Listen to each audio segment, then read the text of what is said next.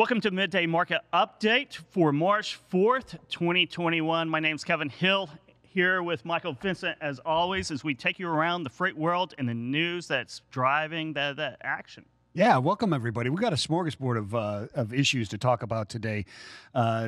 Really, just a plethora of them, really. And then, by the way, this is twice weekly, as you know, twice weekly show, and it's interactive. So get your comments and questions in on FreightWaves LinkedIn and on Facebook, and we'll address them as best as we can. Get your questions answered. But we've got a lot of. We've got we've got a couple of really good guests on today that we'll go through. And we have, Anthony Smith here, our lead economist, who'll be going through the economy and what the signals are telling us right now. And Zach Strickland will be here going through the freight markets as usual. And we have Nick Austin telling us what's going on in the weather. That's been certainly an issue this year.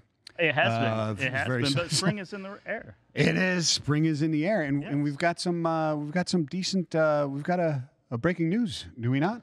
We do. Yeah. We have an announcement. Let's jump into the news headlines here. Sure. Michael Vincent. Let's do it. And let me bring up the news here. Oh, you want me to go for it? All right, so let's go with this. So Kim Link-Wills reports, Kevin, that Project 44 reels in ocean insights in the largest acquisition in the visibility space, right? So CEO Jet McCandless of Project 44 says that real-time information can mitigate impact of port congestion. Couldn't agree more. So with the port congestion, particularly in California's San Pedro Bay, where there's at any time 40, 50 ships sitting out there at anchor waiting to get in, and 8 days to get in there. Project 44 made a huge splash on Thursday in announcing it had acquired Ocean Insights to provide global supply chain visibility to its customers. BCOs, beneficial cargo owners, are getting squeezed at the ports and are screaming for relief. There is just way more freight coming into ports than the ports can handle, creating a record number of vessels waiting to get unloaded. Project 44 founder and CEO Jet McCandless told FreightWaves, Project 44 and Ocean Insights can provide relief for both freight on the water and freight at origin. Ocean Insights tracks all commercial vessels down to the berthing slots at each terminal in the ports, McCandless added. Our AI-powered algorithms process a massive amount of data for the most accurate predictions of when those containers can be picked up. Paired with the depth and quality of Project 44's over-the-road data, we are the best equipped in the world to tell shippers when their freight will make it to the warehouses. This is particularly timely, right? I mean, this is a large thing, and we just went through our global supply chain week, and the last 3 days were maritime, right? And you can check all those out on FreightWaves TV and FreightWaves. You can go and review the entire 8-day event that we had there. But as you may recall, that was a big thing, and especially in the comments, as people, okay, it's on the ship and now it's at port, but I have no idea where the shipment is now or when I'm going to get it. You are exactly right. It's driving, anything global and maritime right now is driven by this congestion, this increase in imports. And as you said, you're exactly right. I mean, there's anywhere from 20 to 40 ships. I don't know what the exact number is today, sitting out waiting to. Yeah, sometimes it's 40 and sometimes it's 20 and it goes back up to 60. The thing is that when Gene Soroka says, he's the director over there at the port of LA. If the ship stopped arriving today, we'd have at least a month worth of work. Yep. So there you go. Yep. So visibility is key, and Ocean Insights. I think Dooner and I at one of our virtual conferences we interviewed for Put That Coffee Down their chief commercial officer Robin Jacks. A few months ago. Great guy, really informative. You can find that episode on Put That Coffee Down as well. So it's a great business, Ocean Insights, and Yeah, so there's a ton of details in there.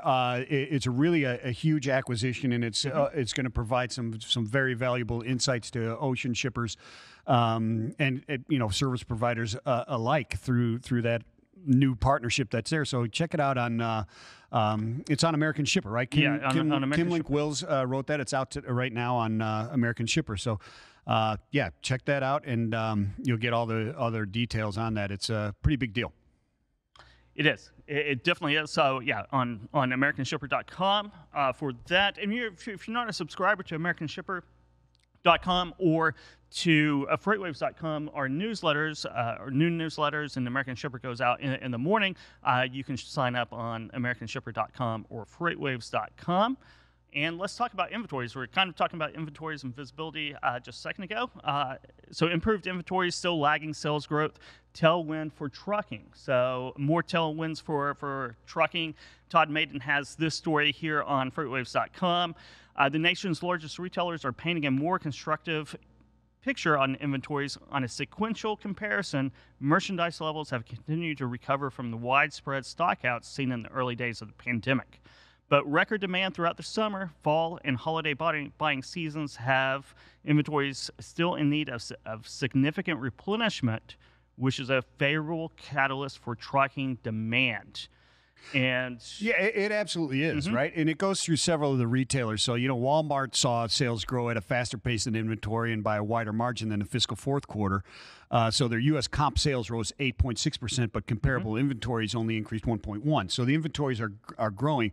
Same thing with Target, who had, they're recently increasing the recent increase in sales necessitated 2 more distribution centers too, and they're seeing inventories rise, but not at the pace that new sales are going, right? So even if they're positive inventory thing, and you've got the chart there with some numbers on it, I can see. Yeah, there's a chart inside of the article here detailing the retailers. Walmart, you just mentioned, Amazon as well. Oh, we have it up here here for you to see. Look at that crack production and if you crew. see Amazon, 40% year-over-year comparable increase in sales, and only a 16.1% increase in inventory. So, inventories are still lagging behind the sales numbers, and that's really across the board, even for retailers that, TJ Maxx and Ross, who have seen a slight decline in their numbers. Home Depot's probably keeping up with demand as well as anyone else, along with Best Buy. But, this is very bullish for trucking, very much a tailwinds type of situation. And you can see it really with the port congestion. Everything kind of goes back to the port congestion. You can. And looking at the Census Bureau data and what is going on in the economy, the buying spree has not slowed down. There has not been that slowdown after the holiday that you would normally see. January Census Bureau data showed a seasonally adjusted retail sales climbed 5.3% from December. Not just year over year, but from December up 5.3%, 7.4% year over year.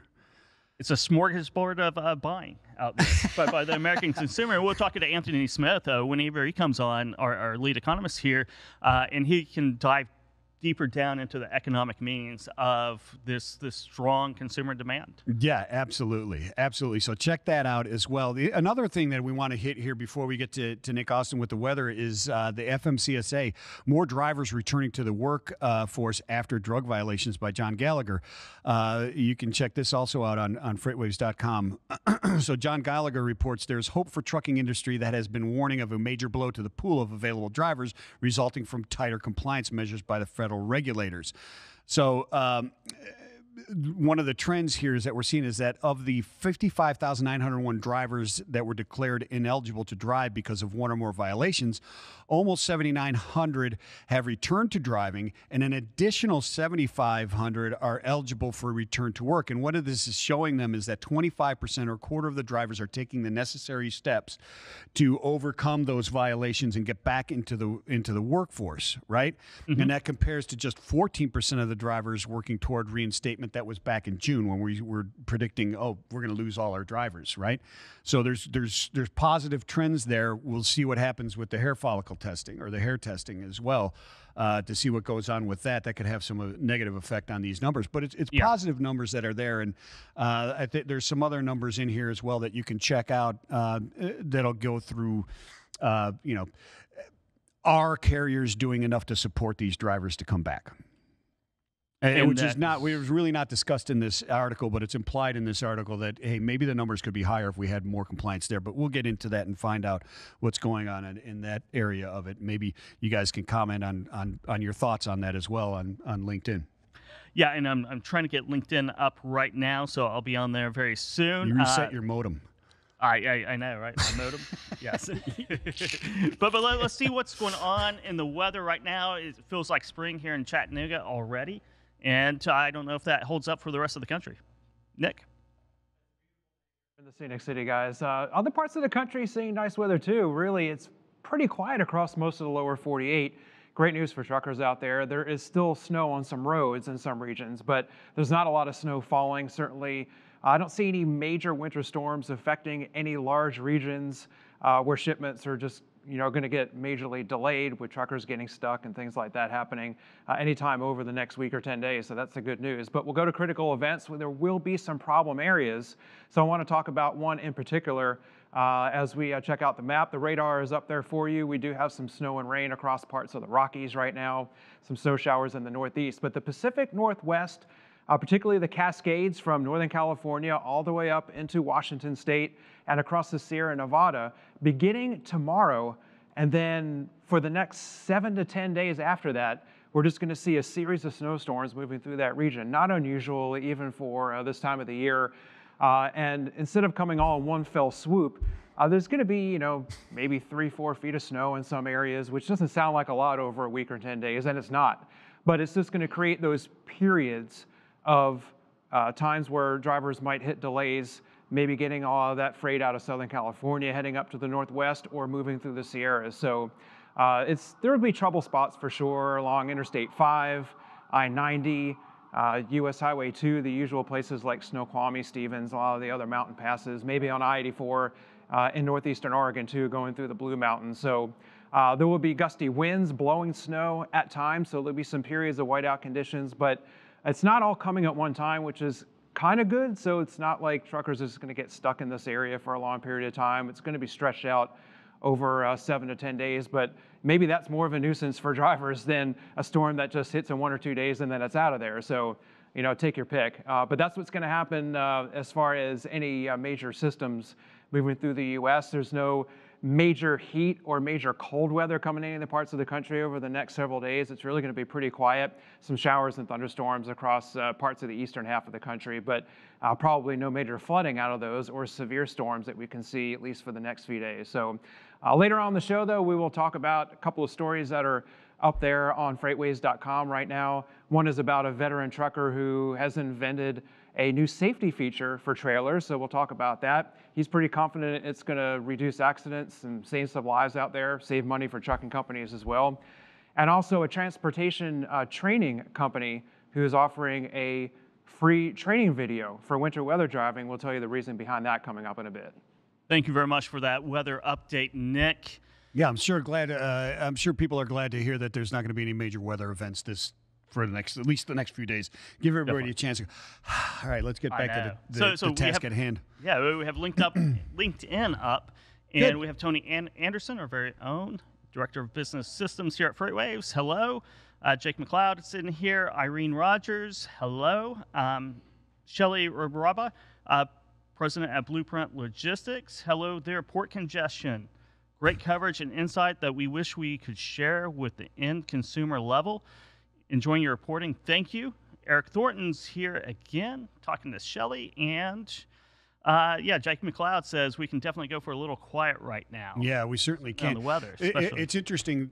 You said, you got this long, he said, Nick was talking about the storms, right? And not sure whether something that's short and hits and is out of there or something long and prolonged. And it just hit me, it's kind of the longer prolonged events in areas where you're used to snow and that type of stuff seem to be better than the short, quick hits because it just shocks the system so quickly. But then the complete opposite would be true for the South, right? The longer event, So anyway. It definitely would. Let's look at the freight market, see what's happening in Sonar today with Zach Strickland, our Director of Freight Market Intelligence. How are you doing today, Zach? Great, Kevin. So, that winter storm that hit in the middle of February and shut down, parts of the central U.S. continues to be problematic for the freight markets. We watched our tender rejection rates surge back last week over the peak season values almost of 27%, and they continue to stay above that level on the national aggregated side of things. So really a lot of disruption there. Volumes actually dropped during the storm itself. OTVI fell a good couple of percentage points, but then right after the storm cleared, volumes came right back, and that provided, carriers and they shut down during the storm, and then they had to come back to a lot more freight available to move across the United States. And this hit everywhere from the West Coast all the way to the East Coast.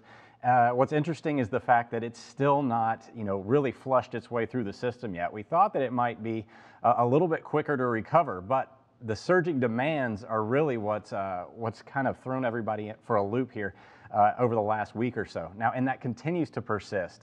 The regions that are having the most difficulty covering this freight is in the Midwest. So up there around the Rust Belt, the automotive sector, up there in Detroit. You're familiar with this area extensively, Mike, with Cleveland, Toledo, Columbus, Ohio. It's all being, seeing some of the most significant increases in rejections week over week.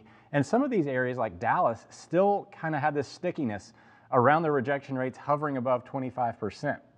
Now, what's fascinating to me about all this is that it's not necessarily just on the dry van side. We're actually seeing a pretty big increase in reefer rejections across the country, specifically in areas like Southern California, where we're not necessarily ready to see like a produce season style move. Spot rates already for some of the produce moves are surging in this area, but they're jumping all over the country. It's not simply that we're seeing some sort of early harvest or anything like that. Yuma, Arizona, for instance, the area where we grow a lot of the lettuce and cruciferous vegetables this time of year, seeing supply side shortages, significant supply side shortages for reefer capacity as well, as they start to make their last harvest of the year. And that transitions back over to California here in the coming months, in May and June. So it's a lot of the capacity has been sucked into the center of the country as they've been trying to recover the temperature controlled side, and it's really created a vacuum in a lot of these other outlying areas of the country for the reefer capacity, as Southern California is also reporting shortages in areas along the Mexican border as well. Yeah, I'm looking at the map of the reefer, the weekly change on reefer OTRI or reefer rejections and the reefer volumes, and it's interesting because it's almost an exact opposite of what we were seeing prior to the snowstorms and certainly just a few weeks ago. In the middle of the country is where all the rejections were. Now, the week over the week, the rejections in the center of the country have really have come down on the week over week, but then you're seeing it gravitate to the coasts where it's up. Florida, southern Florida is up, like you said. Arizona is up. You've got even Erie and upstate New York. You're seeing reefer rejections rise. Yeah, and it's not necessarily like a demand side driven situation. It's really just more about network imbalances and people being sucked in to the areas for the recovery efforts. A lot of people lost power. A lot of spoilage going on in Texas right now with, I think they've reported a lot of the harvests or a lot of the crops were lost during a lot of this freeze. So a lot of them have to come in and recover some of those harvests. And it's really, almost unwittingly impacted the rest of the country in terms of reefer capacity in a time period where we really don't expect reefer to be this hot of a commodity. It is.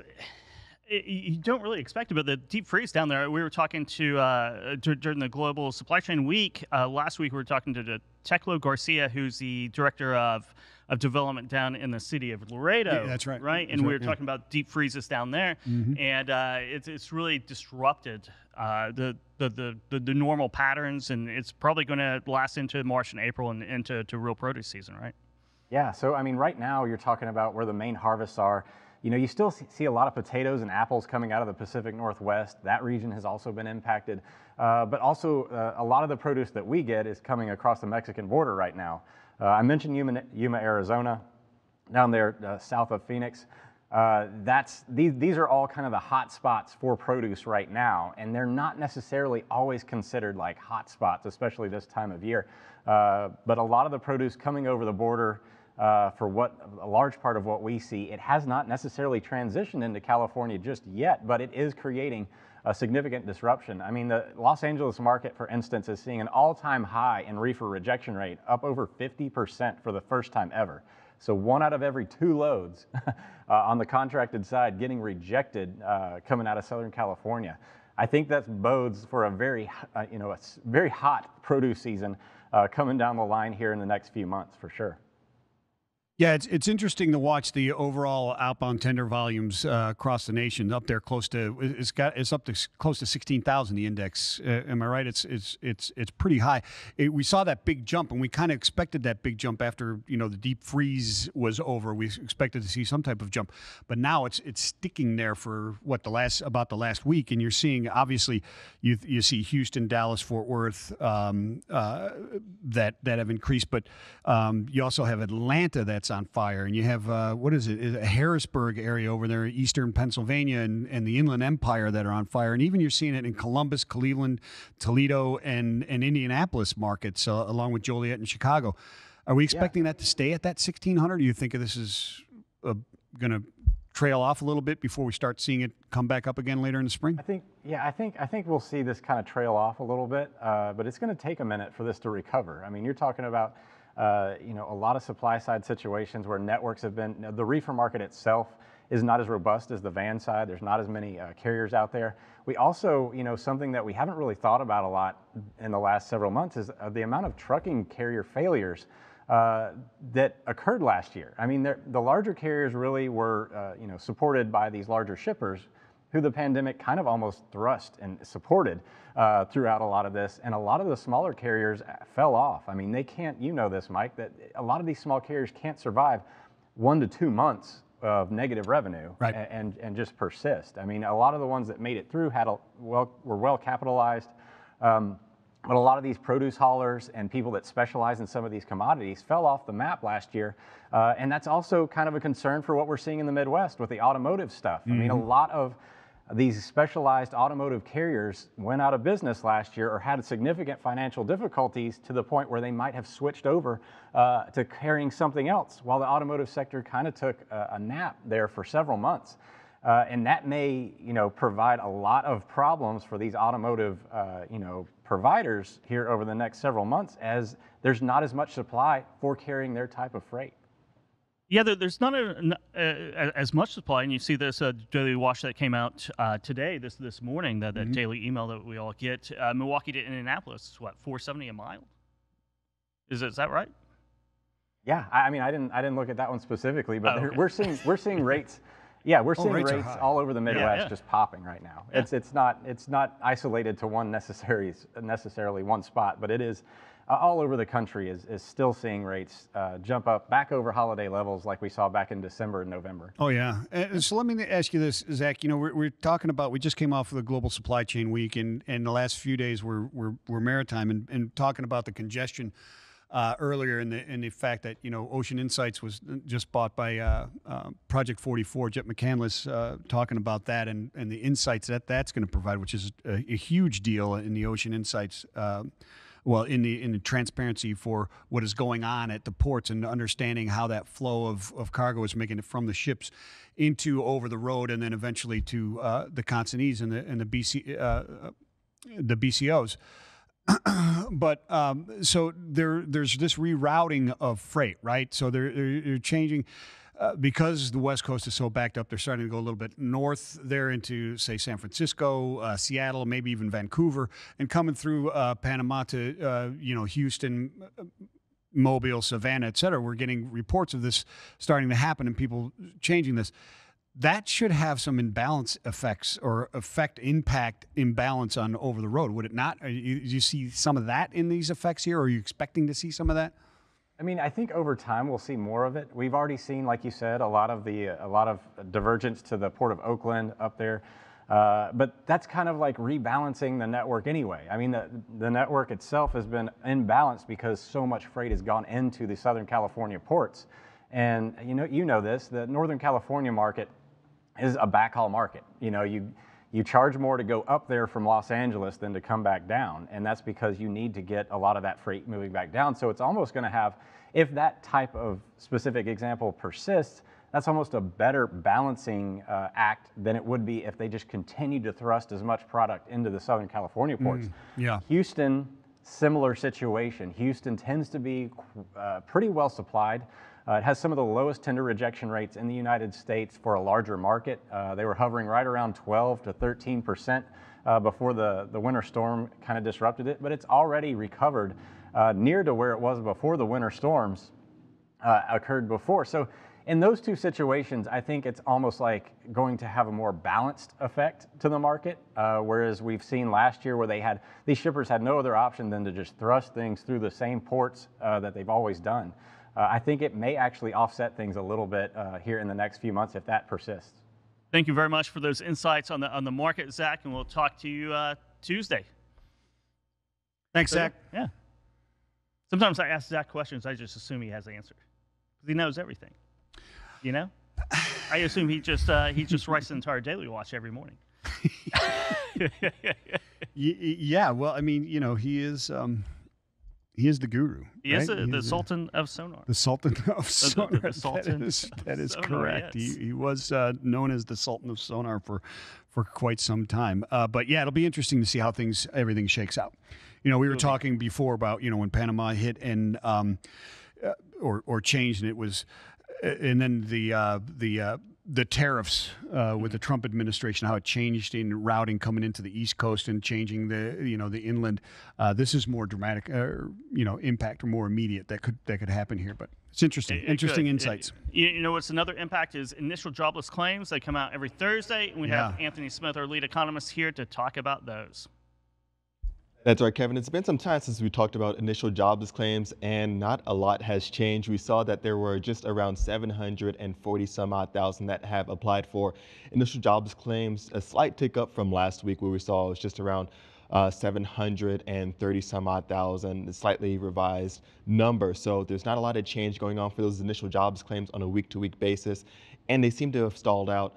There are some things that may really lead to seeing some substantial decline for initial jobs claims. One of those things is states starting to open back up completely. We see headlines with Texas releasing all mask mandates and things like that. So we are starting to see some states take some kind of action.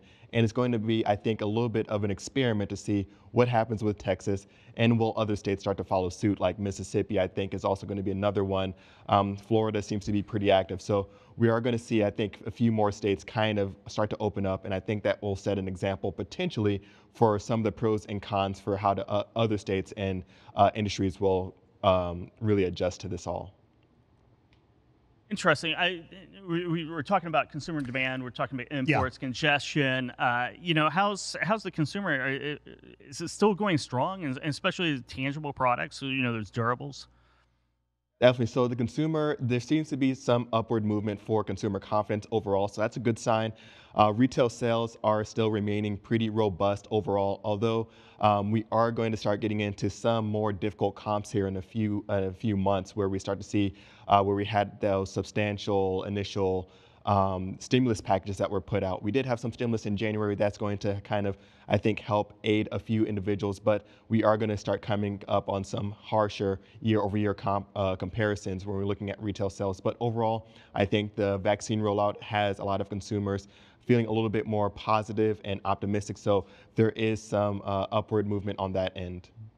So, Anthony, the last time that we spoke about the jobless claims and so forth seems like a year ago, but it was only like a couple weeks ago after our 8-day event, which was awesome. But you were pretty skeptical on those numbers. Now it's at 730,000 and pretty stable, right? So let's talk about that trend. What are you thinking about that trend? Are you personally thinking that opening up these states is a good thing, and the consumer confidence or the general public's confidence in the vaccines and what's going on right now is warranted, given the relatively short period we've had of the cases coming down and the positive effect? What are you looking at there? Definitely, and you're right, Michael. I was skeptical about those initial claims, and I still am. I don't trust them, but I think when we're looking at them, I think it's going to be a lot worse than what we were really initially thinking, even though we're seeing some of these initial jobs claims start to kind of come down somewhat. They're staying pretty stable. There's not a lot of upward or downward movement, and it's really kind of staying within those same ranges. I like to stay in my lane as an economist and talk to those economic trends. So I don't want to get too much into the correct protocol for these states opening up. But I think there could be a pendulum swing for sure if we do see individuals start to kind of react too quickly to these cases coming down. Just as you mentioned, I think you're exactly right. We could see some harsh ramifications where we start to see cases come up right, immediately right after, maybe because it was too much of a harsh or a quick opening. So there is that I think that factor that plays into the whole realm of the whole economic field and COVID and battling this at the right pace. And so, again, I think when we're looking at this entire thing, it's not going to be a one-size-fits-all for each state, even each county or each city. I mean, I think we're going to have to look at it on a case-by-case basis for sure. But a widespread open like that for Texas is certainly, I think, ambitious for sure. So I think it's going to be somewhat of a test experiment to see how their economy reacts, how their cases kind of go, and really how the economy moves forward from there, just from that localized perspective. When we're looking at overall jobs, I think this is going to be an area of concern, surely. Continued claims are down to 4.3 million, which is still very high, and I still don't trust it fully, but I think when we're looking at that one, that's going to be a trend that I'm going to watch closely, is those continuing claims, just to see if individuals that have filed for initial jobs claims are continuing to file on multiple weeks on end. Thank you very much. Yeah, thank you very much. And we'll continue the unemployment discussion into next week, I'm sure, and the week after that, and the week after that. I haven't heard this much breakdown between the U3 and U6 unemployment numbers since 2008, probably. So thank you very much for your time today, Anthony. And you can catch him at Anthony, I don't believe anything I read, Smith. No, I'm with him. I'm skeptical as well. And I think that, the opening up, I don't understand why you have to say, oh, just don't even bother wearing a mask. We're opening up. Why don't you open up with some mask type of stuff? I don't get it. I don't know, but it's an experiment. Anthony says exactly right. It's an experiment. It is. We are about to see what happens. So, but let's see what happens. I mean, the air passengers the airline industry is a pretty good barometer about safety and people's attitudes toward and their sentiment toward whether it's safe or not. And we have Eric Kulisch, our very own air cargo markets expert, or editor and expert as well, joining us right now to talk about both air cargo and passenger numbers. Eric, thank you for joining us today. Anytime. Thanks for having me on the show. Anytime. It's always a pleasure. So you had some information about, I haven't checked the TSA numbers in a long time. I probably should have. But you have those numbers for us here, right? About what we can expect. I think, I haven't checked them that closely either. I think there's some weeks lately there are about 1 million people, which is way up from where it was last April. So going through TSA checkpoints. But I think the interesting thing in air cargo and the passenger markets is kind of flows off of everything you guys have just been talking about, just all the supply chain bottlenecks and all the modes. They're all connected and interlinked, and that's, trickling up and impacting the air side as well. So, we just got some numbers from the International Air Transport Association and some other groups about the January air cargo figures. And the good news is air cargo is back. I mean, if we talk about how passenger market is decimated still and nobody's traveling, but air cargo is back about 1% gain over January 2019. So it's fully recovered as far as the volumes. And, the analysts are basically they're totally discounting 2020 as a benchmark, right? So they're doing comparisons off 2019 because last year was such an anomaly, right? So air cargo's pretty much recovered on the volumes. But the bad news is capacity is so constrained, and that's what's, hurting shippers. And the reason capacity is constrained with so much demand and all those exports coming out of China is that the passenger market is hurting. And And even though there was some recovery in the fall, you saw some more people traveling, and there was optimism among the airlines. With the outbreaks of COVID and all the travel restrictions in December and January, the airlines pulled back again on flights, and so a lot of that belly capacity went away. So that's, for the rest of the year, we're seeing the market going to be very constrained, prices up very high, and the market being very volatile. Eric, you bring up a lot of really interesting topics that we can unpack for days, and we'll do that over the next few weeks. I'm sure we'll be back here talking about this for a long time and the effects that are going on. But you've got air cargo. The demand is back. It's crazy. You've got maritime, which is, ships, I've said it before, they're backed up to Taiwan, trying to get in through San Pedro. They're actually coming around to the East Coast now. And $5,000 just to play in a 40-foot equivalent unit, and then another $2,000 or $4,000 to make sure it gets on the ship. These type of surcharges that are going on. This is all creating some pretty strange, as you put it, some pretty strange bedfellows in the air cargo market. Can you speak to that and what's going on there? Some things are going on there that you wouldn't normally. Nobody really thought we would see, right? Right, absolutely. So, and just to put a finer point on that. $5,000, and surcharges to U.S. West Coast. Try to go China to Europe, Northern Europe. Some of those 40-foot rates are getting close to $10,000 for a 40-foot container. So it's just remarkable. And so people are trying all kinds of workarounds. You're seeing a lot of, a fair amount of people shifting to air from ocean, because ocean is so jammed up and they have to wait weeks to get a container and get a ship. So that's contributing to the air cargo capacity situation or the congestion there, because some of the ocean's flowing into air. You're seeing forwarders chartering full planes at a ridiculous rate, much higher than normal, to try and guarantee capacity for their customers. You're seeing smaller airlines, like small passenger airlines, like leisure airlines, like Sun Country, getting into cargo full time as a side business. Sun Country's flying for Amazon now. Mesa Airlines last year started flying for DHL.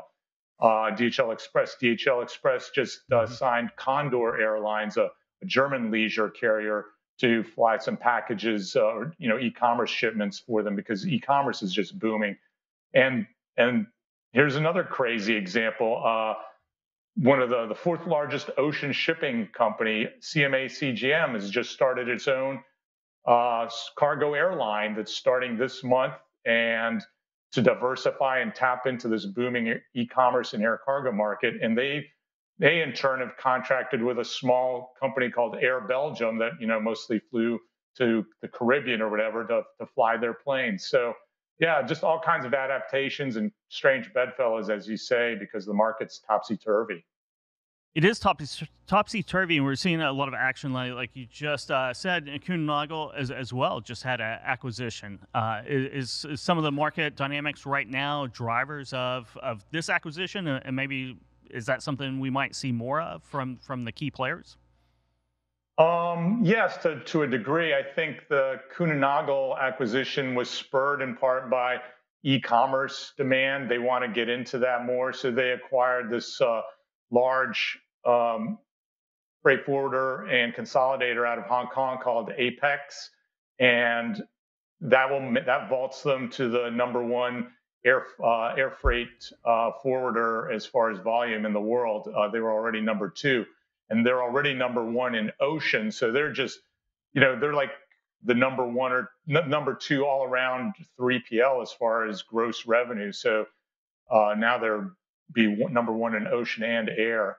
And, they wanted to get into Asia more, to build up their Asia business considerably for a long time. So this is part of a strategy that probably predates the past year, but Apex is heavily involved with Amazon and e-commerce, so that will help them, get more into that market, especially in Asia. So, Eric, the government's favorite thing to do is to wait until things are at a tipping point and capacity is completely constrained before they put new rules and restrictions on things that are going on. Can you talk about some of the issues that may come about due to security measures by TSA, some new things that are going on there? Yeah, so unrelated to COVID or anything, but we've got these new international security regulations coming due July 1st. For the past 10 years, any piece of cargo that goes on a passenger airplane around the world has to be screened in advance, either by X-ray or canines or physical search. But the all cargo carriers have had totally different rules and not had to, do that. And that's all changing. July 1st, countries are expected to, inspect or check every shipment. And the TSA, the Transportation Security Administration, has yet to formalize those rules and, tell the industry what's expected. And so there's, various options they could try, but the industry is a little anxious to find out what's going to be required. And one of the upshots of that is that there could be a run or shortage of canine teams because they're one of the preferred methods for checking because they're so efficient. They're, better in some ways than X-ray scanning because they can do a lot more quickly. And so everybody's rushing to find companies that are certified that can do these inspections for them in their facilities, freight forwarding facilities and airline facilities. So we'll have to see how that plays out. Whether there'll be enough, will there be any delays in the because of security? Yeah, it's something that certainly keep our eye on security, the activity. It's just a booming market. Anything that is, really international or coming in on the import side, and we'll certainly keep our eye on it. Thank you so much for your time today, Thank Eric. you, Eric. How does our audience reach out and learn more about your reporting, become a source, read your stories? Yeah, just go to AmericanShipper.com or FreightWaves.com and look for any air stories. You'll find my bio at the bottom and my contact information's in there. Thank you very much. Thank you, Eric. All right, take care. That. Good stuff. Yeah, X-ray's not going to find like 44 pounds of cocaine on Frosted Flakes. No, it's not. Although large shipments of Frosted Flakes from Peru to China would probably raise an eyebrow. Not a big trade line for Frosted Flakes, I don't think. I know. So I went down a rabbit hole this weekend. I think it was on National Geographic, to catch a smuggler. Oh, is that right? Yeah, and then Miami and Atlanta, and mostly airports, and it was fascinating. Awesome. Fascinating how people sneak contraband, whether it's unlicensed good or, of course, drugs into the country. Exotic pets as well. It's Tiger strange, King. Put a boa in your suitcase. Speaking of exotic pets, we have our next guest, Laurence Alvarado, who's co-founder and CEO of WARECAP. How's that for an introduction, Laurence? Yeah, boy, you gotta like that. Thanks, guys. So just don't let me comment on your beautiful hoodies there. I'm just gonna. Yes. No, it's looking very military-esque. It's great. So from an exotic pet perspective, we are colorblind, as you well know. I'm gonna tell you what your last guest talked about. I forget the WARECAP thing. I'm gonna go buy a litter of Belgian Malinois pups or something. So we can form a new entity to go smoke out the Frosted Flake business. Yeah, absolutely. Apparently, there's I think Hungary or whatever it wasn't. Isn't it Hungary the place where they get most of those dogs? I mean, there's a company out there that does. It doesn't matter. But Laurence, thank you so much for being on here again. Always a pleasure to have you here. Can you just quickly a little bit about yourself and WARECAP for our audience? You bet. Thanks, guys, and always a pleasure to be here. Yeah, WARECAP, we are essentially the Airbnb for industrial real estate. So anything that you need from a warehouse to a parking lot to a freezer cooler, things that you can't live in, things where you can store Frosted Flakes in, and where you need it on demand. So we're both a supply and demand side company. Thank you very much. So let's talk about inventories. One of our headlines was about inventories. We have congestion. Inventories are not keeping pace with retail sales, big box, small box, small business, e-commerce. How's that shaking out in the warehousing and the market for space? Yeah, it's kind of a theme that we picked up on last time, and really what we're seeing is the push and the pressure points are really going into the non-four-walled entities. So what we see is the growth will in the parking lots and the staging of trailers and parking lots. So what we're seeing right now are large companies coming to us that have an awful lot of space, and of course you don't necessarily have the foot traffic and the people that are coming.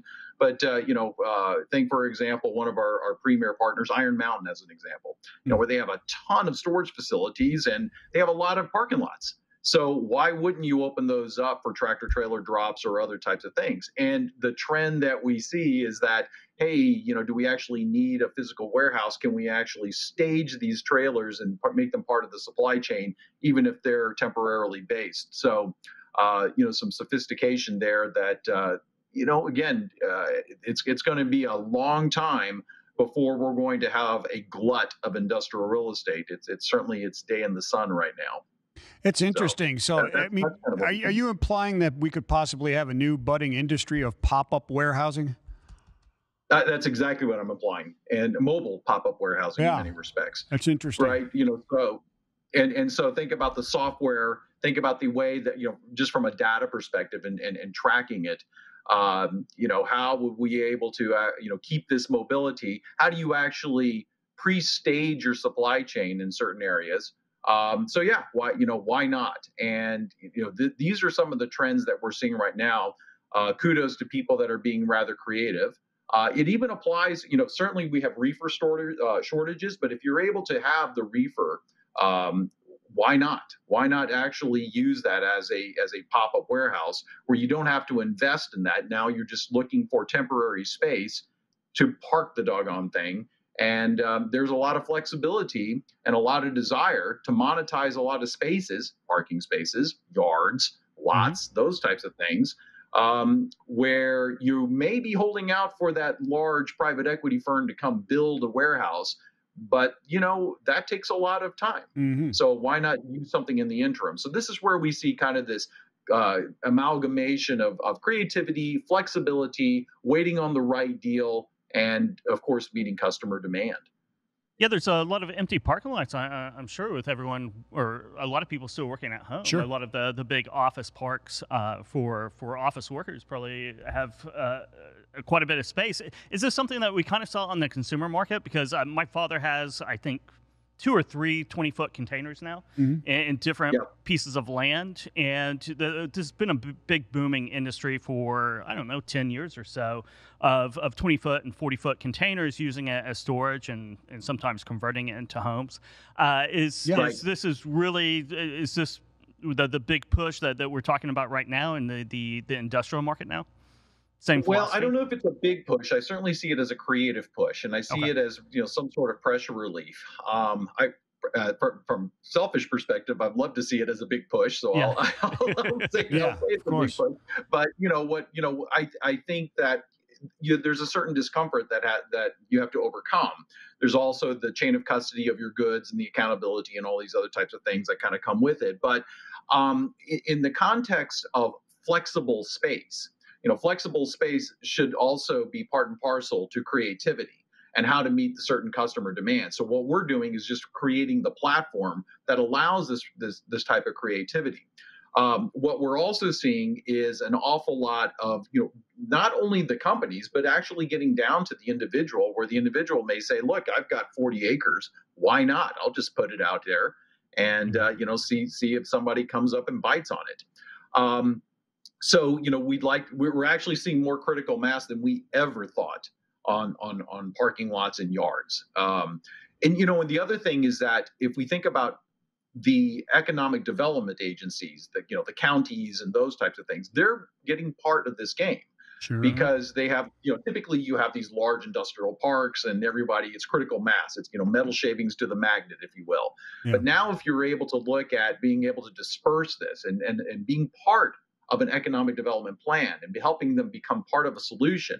Now you have, again, you're injecting this creativity, not only on the plans, but on the execution of certain things. So we see these amazing, kind of, believe it or not, I never thought I'd say this, but a really creative federal government program, which almost seems like an oxymoron. Come on, who paid you? Who paid you, Laurence? I know. I am in Washington D.C. right now. Full disclosure, but the point being is that, if you think about building resilience and infrastructure in communities, and this is just kind of a FEMA, fancy name for a FEMA grant program, but it does emphasize a certain amount of planning. And I don't think this is just as a result of Texas, because this came out before the whole Texas thing even hit. So what we're seeing right now, just to think about some of the macro trends, resilience is, again, another word that's getting its day in the sun. But what does that really mean? And how do you build the resilience?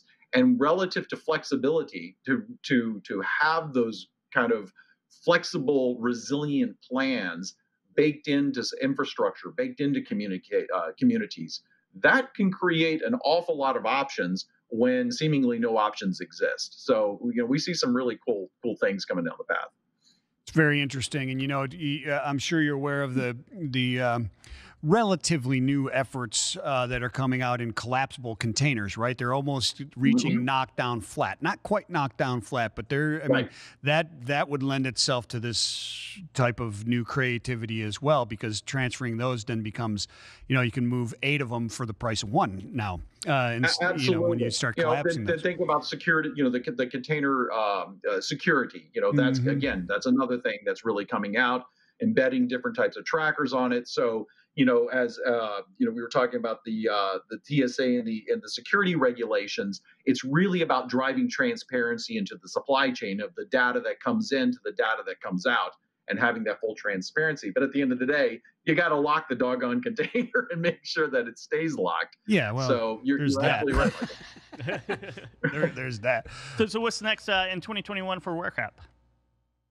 We're parking lots. We're right? long on parking lots, so we are parking lots and yards, and and perhaps exotic pet terrariums. But we really do see greater involvement within the communities. So we've been again partnering up with many economic development agencies, certainly looking at large landholders that we've had great success with helping companies that have a ton of land that want to monetize it and want to do it just for a short period of time, that they don't need to overcommit. We also see in the world of last mile fulfillment, that's really where we're making some hay as well. Perfect. Yeah, and very, very good stuff. Yeah, wish we had another 10 minutes to talk to you, Laurence, but we'll have you on very soon again. Always a pleasure. Absolutely, guys. Where do people go to learn more about WARECAP and speak with you? Absolutely. WARECAP.com is our website, and also our site on LinkedIn. So find us there, and happy to help. Excellent. Thank you so much. Interesting stuff there, man. It is. It's always interesting talking to Laurence. He always has really good information and good trends, because inventory levels. I mean, people are looking for. Yeah, I mean, and you're looking at supply chain resiliency, and it seems like it's overword, but and flexibility, and that's what he's talking about, and that's what his business is based around, is flexibility. And one of the hardest things to be flexible with is when you're talking about brick and mortar warehousing. So how do you make that flexible? And that's what they're trying to solve, which is exactly right. Really interesting to me. Exactly right. Let's bump into the weather again with Nick Austin and see what's happening around the U.S. Hey guys, it is pretty quiet actually across the lower 48, but overall, we are going to see some problem spots. There's always at least a few problem areas, but no major winter storms for the next week at least, so that's really good news. But it's going to be really, really windy across eastern New Mexico and western Texas the rest of today. And for far northern California, heading into Oregon, parts of I-5, US Highway 101, also extremely windy, gusts of 50 to 70 miles per hour today and tomorrow. So a high risk of rollovers in those areas. Just be super careful there. And a quick look again as we look at critical events. I just want to recap here in the Northwest across the Sierras as well as the Cascades. Beginning tomorrow and then on and off for about another week or 10 days after that, we'll see a series of snowstorms hitting this region. Not looking for huge amounts of snow here. As a matter of fact, I'm going to just clean up the screen a little bit here, and want to show you the snow forecast because we're probably going to see maybe just a few feet or so over the next 10 days, which isn't really a lot. But there'll be pockets of higher amounts. But the thing is, some of these storms will produce gusty winds along with the snow. So there will be periods of whiteout conditions too. It's kind of going to be on and off for the next week and a half beginning tomorrow. So just look out in those areas. And speaking of snow, rain, or even fog, there are a couple of new articles that are up on the website. One of them is about a veteran trucker. He's been in the business for about 40 years. His name is Tim Adams. And he has invented a new safety feature for trailers that he thinks could probably revolutionize the industry. It's a safety flap, a mud flap, a new kind of mud flap to use on trailers that has large, very visible, built-in LED lights of different shapes and colors, depending on what the driver is intending to do, just making that clearer for other people on the roads, whether it's their turn signals, backup lights, whatever it might be. And it's really interesting. So there's an article to check out there on the website. And there's also a transportation training company that is based in Texas. And because of the recent winter storms they had there, which just devastated a lot of areas, I mean, power outages for millions of people, roads closed, truckers stuck everywhere, and a lot of, unfortunately, deadly highway accidents, some of those involving tractor trailers. They have hundreds of training videos for truckers and other folks in transportation, and they're offering one of their newest ones for free in light of what happened out there in Texas. It's for winter driving. So interesting article about that company, and I talked to a driver who has used these companies' videos before, has a lot of good things to say about it. Yeah, both very interesting stories that they contacted us right after the snowstorm in Dallas, actually, and the big pileup in Fort Worth. And so it was great that you had an opportunity to speak with those, both great articles, Nick. Appreciate it, guys. Yeah, everyone just go to FreightWaves.com, check those out. They're also posted on my Twitter account, which is @FreightWeather, as well as the FreightWaves social media accounts. Thank you. Thank you again for the check on the weather, and thank you for the relief too from no more storms coming through for a couple of days. We can actually talk to Nick now, since we're not upset about the weather. Yeah, he must have. He didn't see his shadow. Yeah. He didn't see his shadow. So Kelly Mansfield says about Laurence and WARECAP. Interesting concept. Certainly that flexibility, which is difficult for supply chains a lot of times, having that flexibility. It kind of sometimes they're built to be somewhat inflexible. So having that flexibility that you can insert in there is always a welcome. Yeah, well, you think about flexibility and you think about warehousing, you think about brick and mortar and where to put it and investments and a long time building it and so on and so forth. But we've got all those different assets that are out there, and then you've got just you've got containers and you've got parking spots. So how do you make the inflexible flexible is pretty tremendous, right? Yeah, it kind of reminds me of cloud, right? Cloud computing. Right? Yeah. Oh yeah. No, absolutely. It's not really, well. Yeah. I guess it is brick and mortar, but it's not your brick and mortar. That's exactly right. It's outside your office, and it's another computer in another building. Yeah, exactly right. What they call forms sometimes. So we just completed a 8-day Global Supply Chain Week. It was 8 business days. It was 8 days. It was 8 days. It was 8 days. It was 8 days. But you know what? That's not the end of our great events. It is not. We have one coming up next, or I guess this coming Wednesday. Yeah, that's right. This coming Wednesday is the Digital Wildcatter Presents Evolve, a one-of-a-kind virtual event for oil and gas professionals. Be easier for you to hear if I was speaking into my mic. Be among the first to hear about cutting-edge technologies, innovative startups, and disruptive strategies. The sector is at a pivotal moment with its future constantly in question. So that's March 10th, next week. It is. It's next week, and then 2 weeks after that, on the 24th. That Wednesday, the 24th, is the 3PL Summit. Our annual is going to be another amazing event, putting it together right now. This afternoon at 2 o'clock, put that coffee down. We recorded it earlier in the week. The conference is going on, so it wasn't live, but I have Lee Salz on there and also Nicole Glenn, Candor Expedite. She's co-hosting with me, but Lee Salz is an author, sales differentiation, and there's so many applicable lessons for freight brokerages. A smorgasbord of lessons. It's a smorgasbord of lessons. He's very entertaining. So catch that at 2 o'clock here on FreightWaves TV, LinkedIn as well. But another great episode of Midday Market Update, and we will catch you Tuesday.